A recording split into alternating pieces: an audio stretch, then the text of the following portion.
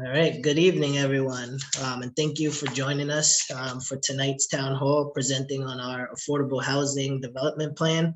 I want to thank our partners, Hudson Housing Authority, the Spark of Hudson, Hudson Community and Planning Agency, and the Anti-Displacement Learning Network grant team.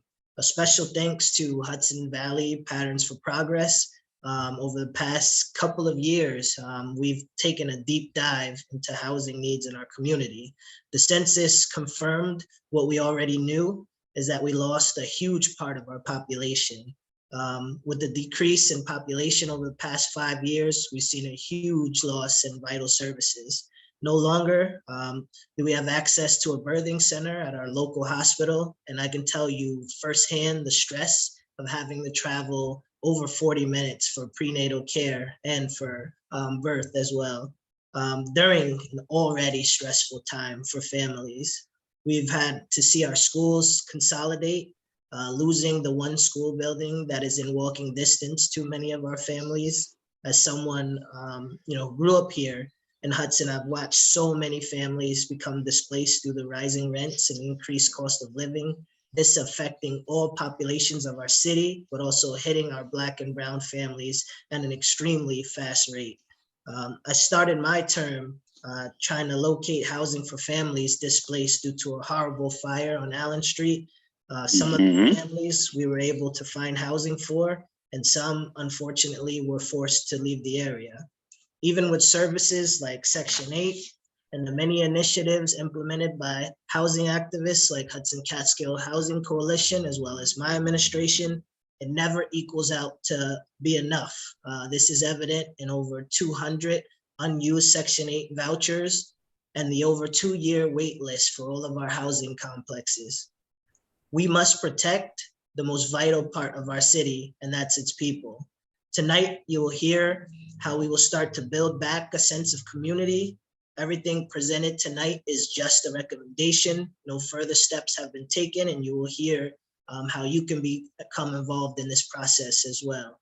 I would like to hand over the program to Michelle Tullo, who joined the city as the Housing Justice Director in June, a position created under the city's anti-displacement grant to preserve and increase housing affordability and to prevent displacement of longtime residents.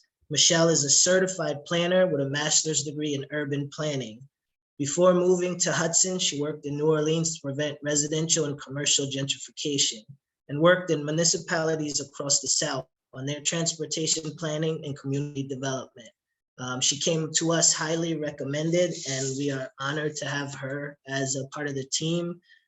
So I ask everyone if they can please go on mute if you haven't already, as I turn the program over to Michelle Tullo.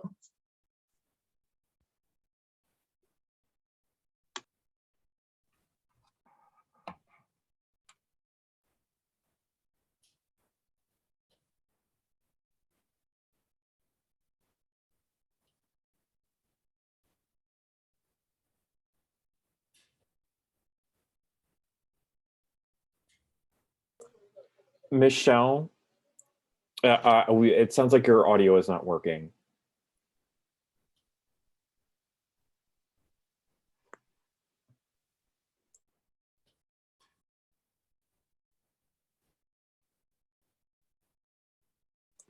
Still no.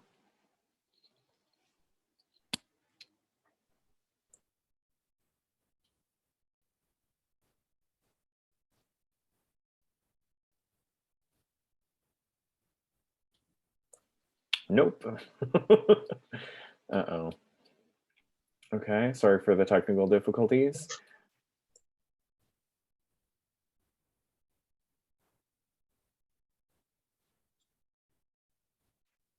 There's one sentence, you can learn to lip read since Zoom has become so popular. It's, can you hear me?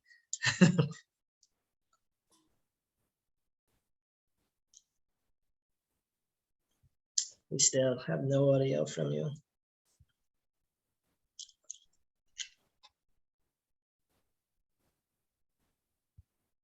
No. You could log out and log back again. Try it. Michelle's going to try calling in from a phone.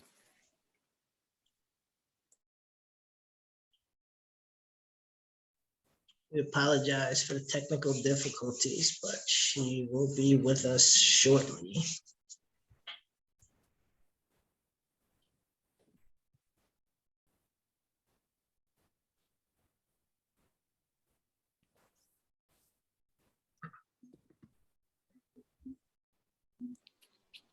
Still can't hear you, no.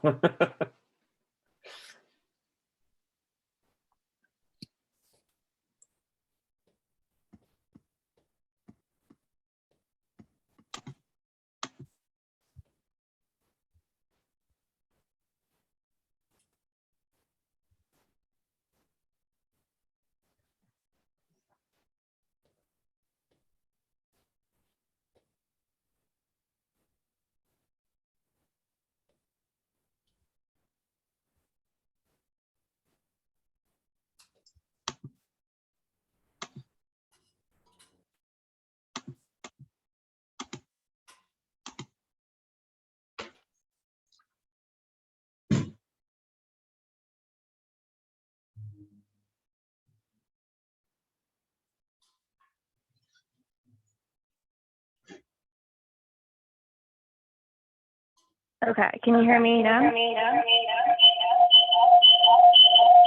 There's a huge echo.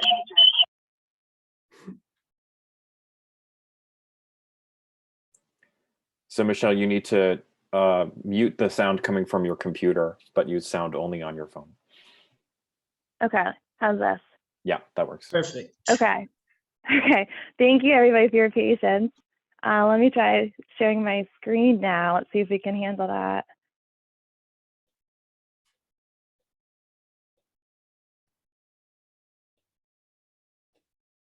Okay, so you can see my screen, you can hear my voice? Sure can. Yep. Okay, thank you everybody for your patience, appreciate it. Yeah, even a year and a half into COVID, still getting tech issues, I guess. So yeah, thank you, Mayor, for introducing me. This will be about a 15-minute presentation that I'm gonna just go through the context of this plan and just tell you about what's in it. If you want to find the plan or read it for yourself, you can go onto the city website, go to residents and housing resources, and the plan will be on there. And just know that the city is working on updating the housing website. So if you come back in a few days and you don't see it there, check under departments and we'll have a housing department. So then you can read the plan there.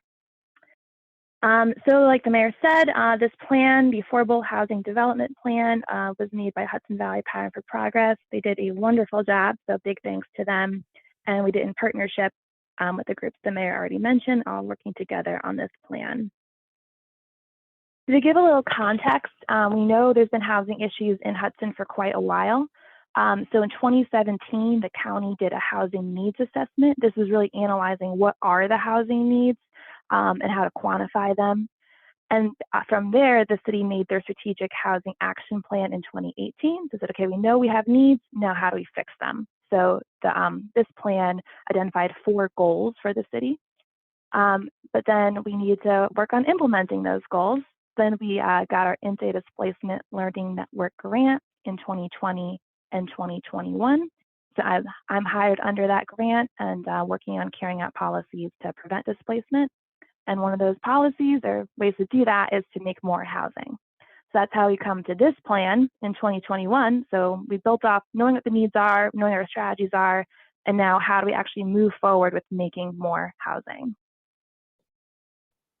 So these were the 4 goals of the Strategic Housing Action Plan. I just want to mention that there are lots of ways of addressing housing. So preserving housing, looking at zoning, looking at programs, but this plan that we're talking about tonight is really primarily focused on the production of new housing options. So the purpose of the Affordable Housing Development Plan, we want to ensure that Hudson is inclusive to residents across income levels. We want to be able to provide housing that supports an equitable workforce. And so this plan, it gives an analysis of potential sites for development, and it provides some policies or programs to help support that development to preserve affordability. So we want to build off our previous plans to really implement these steps so we can prevent further displacement. So the way this plan was made was both some quantitative research and qualitative interviews. So the quantitative side was really a deep, rigorous study of housing needs, demographic trends, socioeconomic metrics. So I'll begin by showing you a little bit of those findings. And then the plan got into really talking to people in the community. So stakeholder interviews, looking at community groups, talking to developers and the real estate industry. They held several focus groups with small businesses because we have been hearing that people are having a hard time finding employees because employees can't afford housing. And there was an advisory committee composed of people from Hudson Housing Authority and the local government and different economic groups. So I'll begin by telling you some of the findings on the quantitative side of the plan, and then I'll get into the sites that were identified. So some of those findings, these are things we know, but we've now have more research and updated research to prove it, that long-term residents have been displaced, and there's risk of further displacement because housing prices keep rising and there's a limited inventory of affordable units. This plan notes that almost 1,000 households in the city are cost burdened, which means that they're paying more than 30% of their income on housing. I'm going to talk more about that in just a moment. And we know that we have long wait lists for Section 8 housing choice vouchers. So these are people who qualify for affordable housing, but we don't have the inventory. As of this summer, there was 245 households on that list. So I want to talk briefly about what we mean by affordable. So this plan is looking at affordable as, and this is also the way that the government defines it and how housing subsidies are provided, is that housing is affordable if you're paying 30% or less of your income on housing costs. So that could be your rent and utilities. If you're a homeowner, that would be your mortgage. And so this graph, what I'm showing here is how many people in Hudson are paying affordable, their costs are affordable, and how many are cost burdened. So cost burden is if people are paying between 30 and 50% of their income on housing, and severely cost burdened, that's the red color, is if they're paying more than 50% of their income on housing. So on the left, we're looking at owner households, and on the right is renter households. And you can see how the top income band, so this is just the top line is just kind of our median, the county median, about $80,000 for a household income. You see that's mostly blue, so people are mostly paying 30% or less of their income on housing. As you go down the row, as you get more into your moderately low to extremely low income, you see we have a lot more red and orange. You look over on the renter household, more than half of people who are low income or extremely low income are extremely cost burdened. So what that means that anything that comes up in terms of small increase in rent, any type of small cost that arises, you are at risk of losing your housing because you don't have any more money to pay for that because you're paying already so much on housing. So that's what I mean by affordable, is that people aren't spending all their income on housing, but they're within that 30% range. And just also to talk a little bit more deeply too about that area median income, because that is how a lot of these affordable housing programs are subsidized. So affordable housing that receives like public housing or housing choice like Section 8 is typically going to fall within your 30 to 50% of area median income. This is the county area median income. We use that because that's what state and federal programs go by. Hudson's is actually half the amount of the county. So our income situation is even more drastic than the county level. But this is just showing, the green is showing that these are the types of housing subsidies available for if you're below the median income. And just also noticing that, I'm so sorry, if anyone could just mute themselves, please. Thank you. And just noting too that homeowners also do receive subsidies for housing if you have like a mortgage interest tax deduction. So noticing that across the income bracket, there are housing subsidies for most people. So that's a little background on affordability. This, I just wanted to show you as a map of our current subsidized affordable housing. So you can see how most of that is.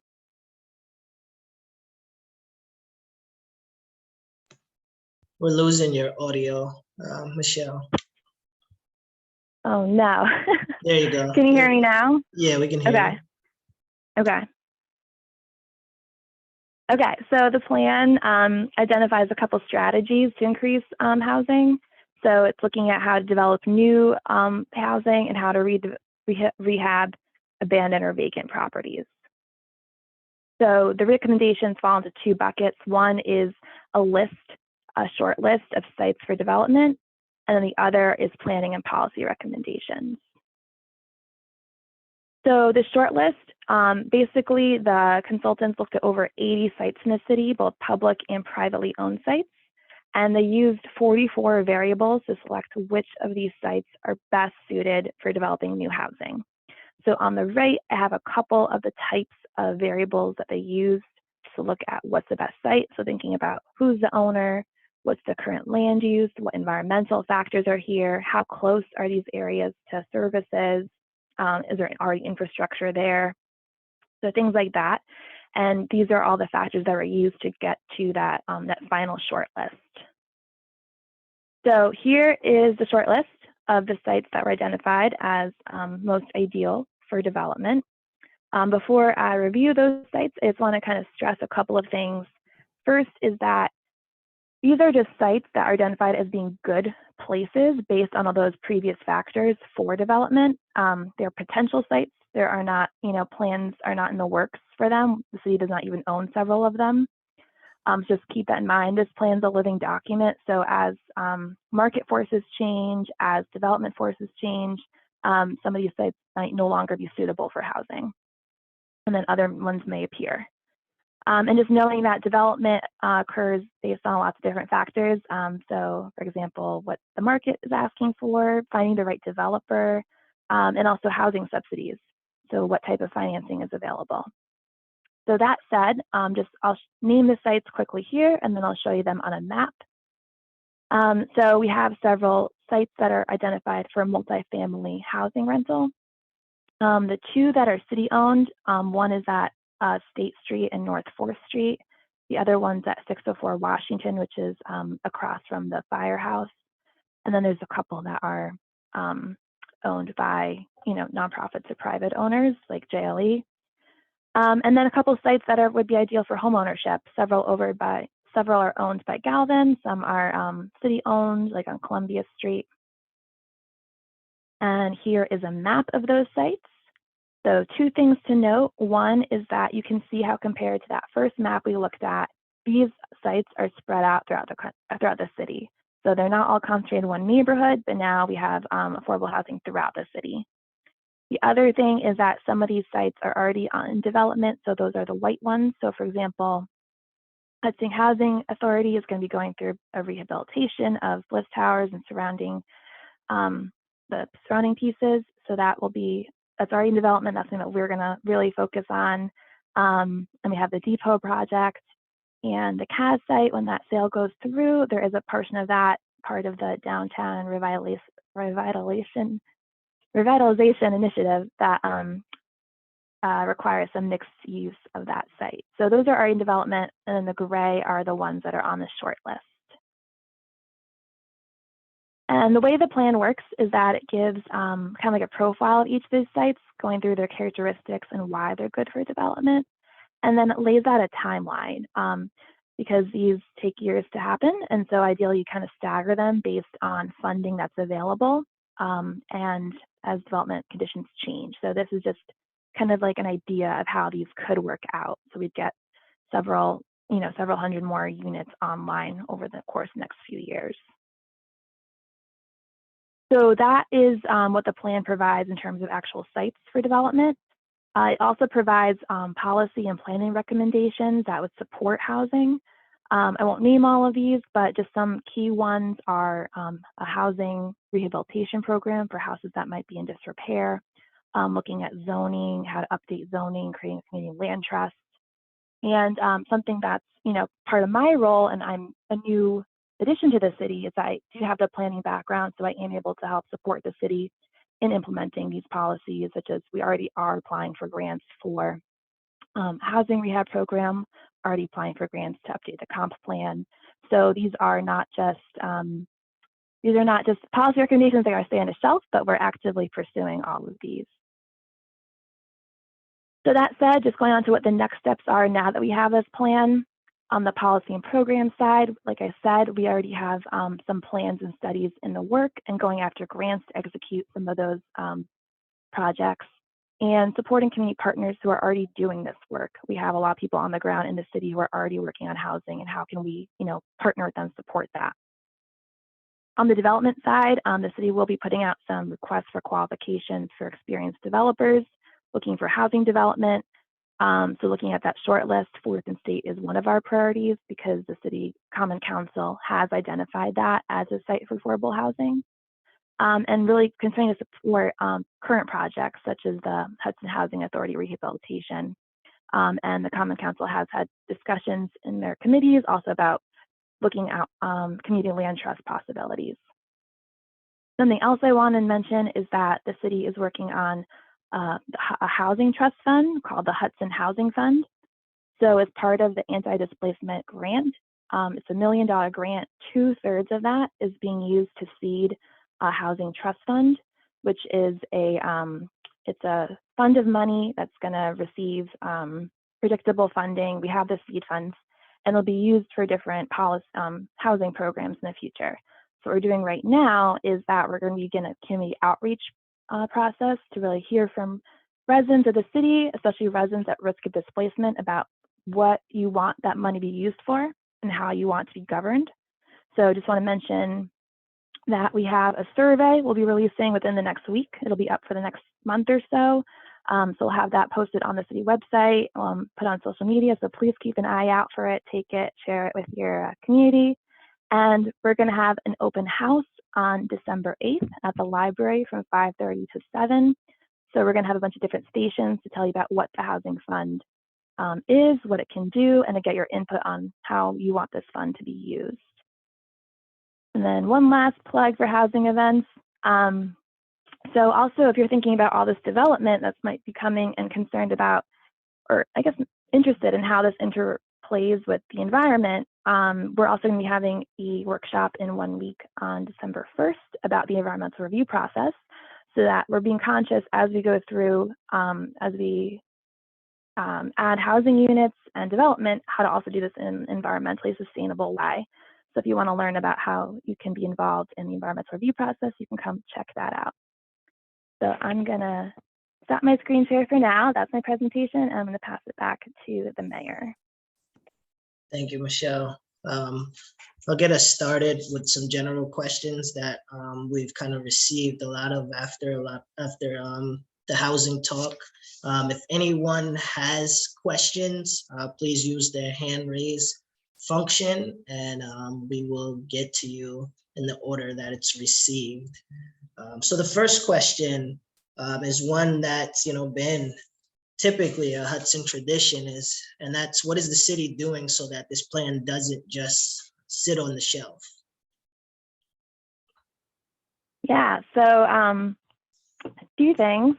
One is that we are actively working on requests for qualifications for developers that we hope to introduce to the Common Council very soon. So looking at developers who are good fits for the city and will be interested in the sites on the short list that the city owns, particularly the Fourth and State one, which the Common Council has designated for affordable housing. And then the second item is the going after those planning and policy recommendations.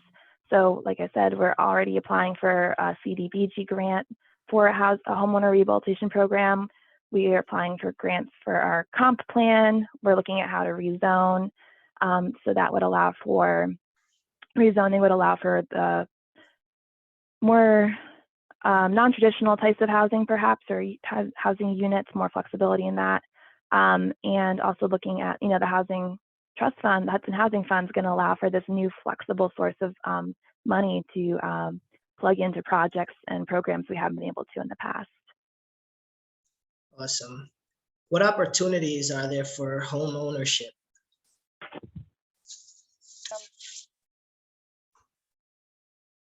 Rental housing. I think we lost the first part of your response. You cut out. Oh no. Can you hear me? Yeah, we can hear you now. Okay. Sorry, everybody.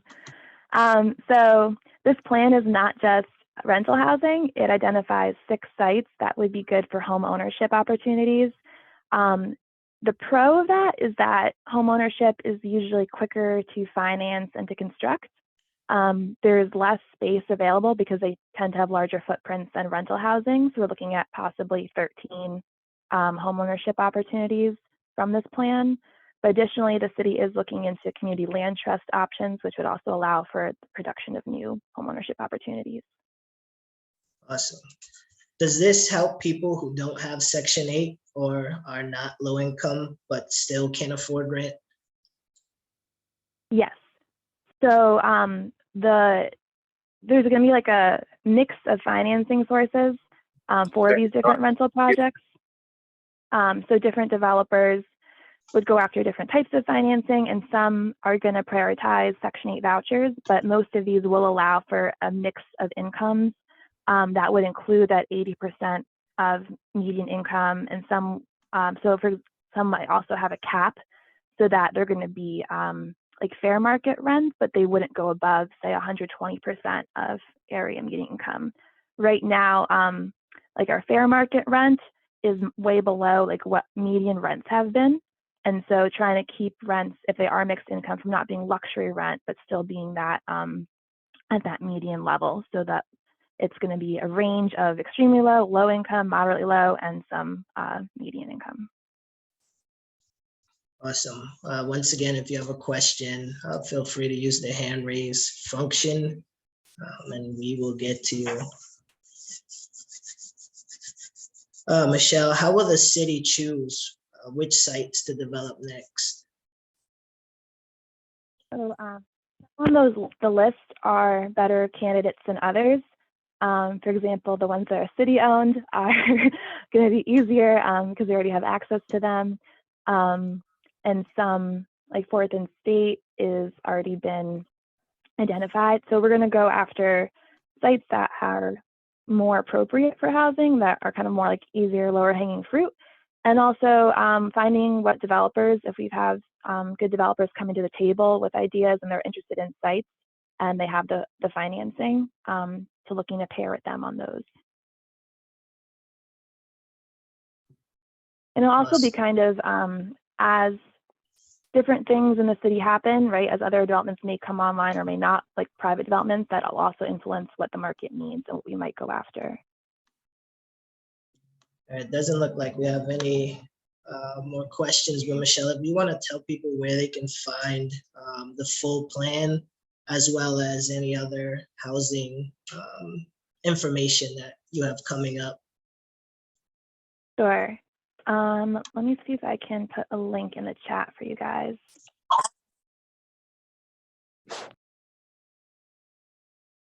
So currently the city website for housing is, if you go, oh, thank you, Michael. So we have a link in the chat to the plan. So it's under the city webpage. If you go to residents and then housing resources, you can find it there. And within the next week or so, we're going to be updating the city webpage so that when you go to departments, and then there'll be a housing page, so you can find more housing information on that. Working more to keep different events and housing updates on there. So if you have more interest, you can learn on there.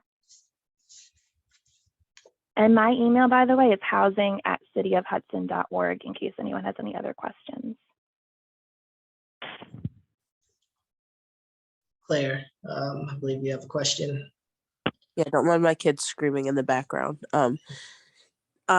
Just a question about, is there a plan to tie in homelessness to the affordable housing crisis? Is there something that your office can do to address housing, or is that something that falls back on social services? So this plan did not look at like supportive housing or temporary housing. I think the Housing Trust Fund is one way that we can support private. So for example, like philanthropic folks who are working on that. I know there's, especially on the county, there's more organizations who are looking at how to help with transitional or supportive housing. So this plan isn't addressing that, but as the city, we are looking at how to support that because there's definitely a need for that for sure. Yeah, and I I'll think add also a that. piece of that. Oh, No, go ahead. You can finish. I think also looking at transportation too. And so if we do have more things that are in other parts of the county, how can we also improve, like bus services to connect to that?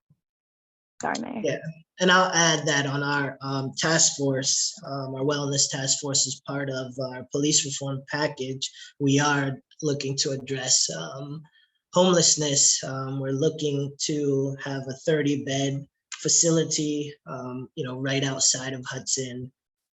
That's, will be able to accommodate a lot of the homelessness we're seeing.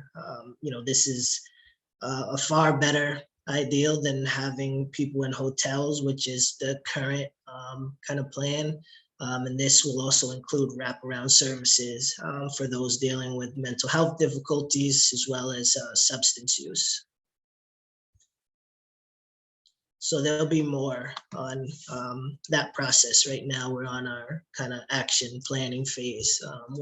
I'll be having a town hall in a few months when we're farther along. I want to call on Jim Reeks. Good evening, Mayor and Michelle. Thank you very much for your presentation this evening. When I look at Google Earth and I look at 4th and State Street, I take it you're talking about the school site. Actually, no. So the school site, the JLE, is owned by the school board, but across Okay. the street, there's like a parking lot that's currently used by the county. And that is city owned. And so that's the site we're talking about. Okay. Thank you very much. Now I understand. I couldn't understand what was the site. Now I understand it's that parking lot. I'm familiar with it. Thank you. And I think too, anything that happens at that site, we'd have to be in consideration about what's going on at JLE, because those two are so close. You want to consider them in relationship to each other.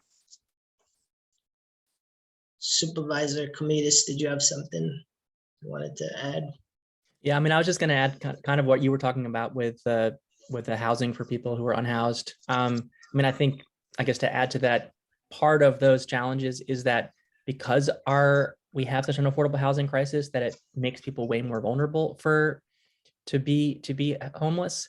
And so by providing affordable units across income levels, that's gonna make it so people have more stable housing. So they're less likely when they have an emergency to suddenly lose their housing. So that's really important. And I think the task force that the mayor and the city led, and that now there's a joint task force between the county and the city, the SIM report is really making progress on this. And so we realize that it is an affordable housing issue, but it's also a other services issue as well. So that includes, the mental health services, drug treatment services, transportation, education, what happens with the courts and the police. So we realize it's really interdisciplinary. And the county has flagged $1.5 million to support that sort of joint initiative. And so as we're looking forward to we think there's real opportunities to make progress and improve those services. So I think that's a pretty exciting progress. It's still going to take a multi-year process to sort of get that constructed.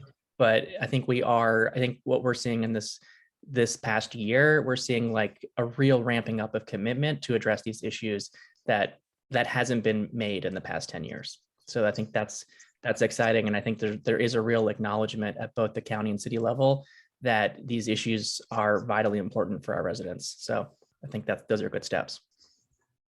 Great, thank you, Michael. Any further questions? Michelle, any last thoughts? No, just, really grateful to everyone for spending some of your evening here. Please check out the plan. I also have a 2-pager also on the website. So if you want some briefer reading, you can do that.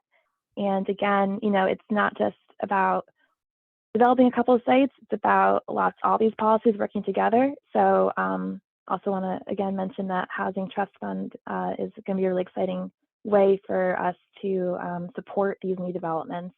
And so keep your eye out for that survey. And if you want to come to that event on December 8th, so you can hear your input.